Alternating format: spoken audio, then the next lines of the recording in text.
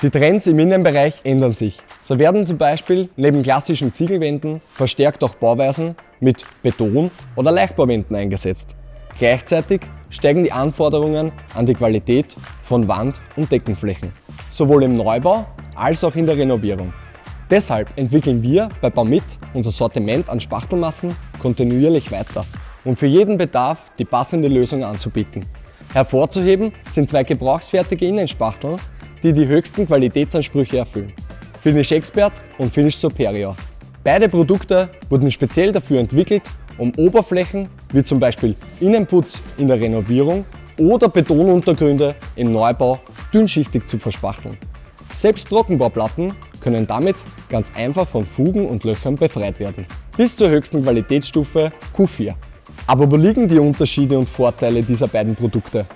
Baumit Finish Expert ist ein 2-in-1 Allrounder und eignet sich für alle Standarduntergründe ideal zum Feinspachteln und auch zum Verfüllen von Löchern und Fugen.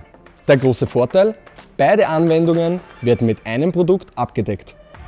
Besonders bei Verarbeitungsmethoden wie zum Beispiel mit Trichtermaschinen bietet Finish Expert mit dem Baumit Easy Drop Effekt einen großen Vorteil.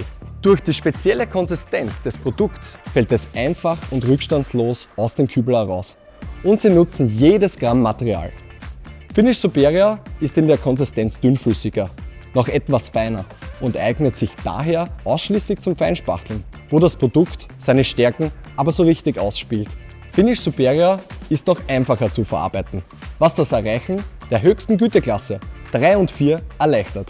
Diese Eigenschaften eignen sich besonders für Wände, bei denen Unebenheiten aufgrund von Streiflicht stärker sichtbar werden. Sie wünschen sich feine und glatte Untergründe, ob händisch oder maschinell verarbeitet? Baumit Finish Expert und Finish Superior sind genau dafür gemacht.